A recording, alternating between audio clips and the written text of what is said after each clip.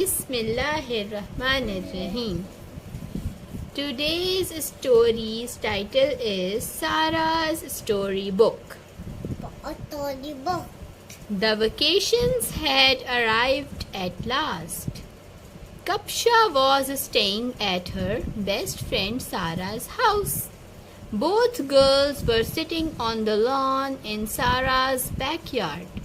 They were reading storybooks. "My book is a little scary," said Sara as she closed her book. "What is it about?" Kapsha asked her friend. "It's about two boys who get lost in a huge house. The house has no lights and they start hearing strange noises," explained Sara. "That's not very scary," giggled Kapsha as she continued to read her book.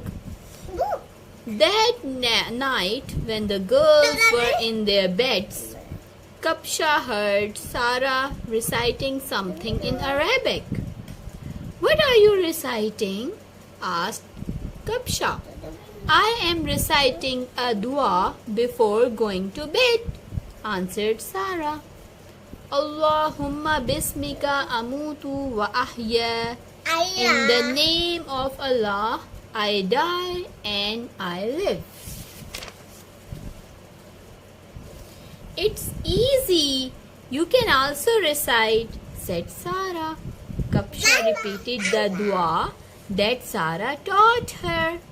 Shortly after that, both girls fell fast asleep. No!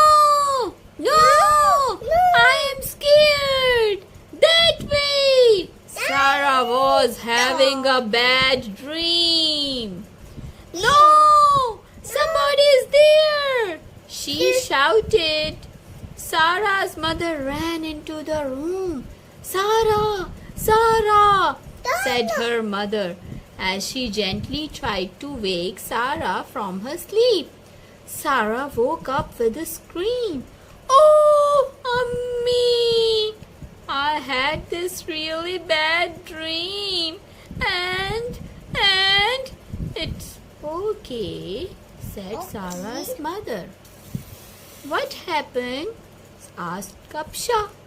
Kapsha's eyes were almost closed. She was still very sleepy. "I had a bad dream," replied Sara. I was about to tell Sara that whenever you have a bad dream, you should first blow air 3 times to your left side, then say, "A'udhu billahi minash shaitanir rajim," means I seek refuge with Allah from the cursed devil. Then you should turn to the other side and go to sleep, explained Mother. "Why do people have bad dreams?" Sara asked her mother. "Bad dreams are from Shaitan and good dreams are from Allah Ta'ala. Our minds and thoughts are also get disturbed by reading scary books and telling useless stories. If someone has a bad dream, one should not tell others about it," said Sara's mother as she pulled the blanket over them.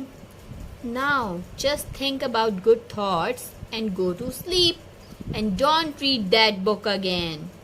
Sara's mother instructed them and left the room. The next day, the girls were in the backyard playing badminton. "My serve!" shouted Sara. Sara was about to serve when her brother Hassan rode his bike to the backyard. "Assalamu alaikum," he said as he jumped off the bike. "Wa alaikum assalam," answered Sara and Kapsha. "What's in your hand?" asked his sister Sara. "It's a book that I just borrowed from the library," answered Hassan. "It's about these two boys who get lost in a big empty house and they start hearing strange noises and Sara and Kapsha looked at each other and laughed. What's so funny? asked Hassan. You will find out, said Sara. The girls laughed again and Sara took her brother inside the house for advice from their mother. Okay, now what's the lesson from the story? Stories sometimes have a deep impact. We should be careful about the selection of storybooks. We should be good and aimful. And we should also be careful about the selection of cartoons and movies. Okay?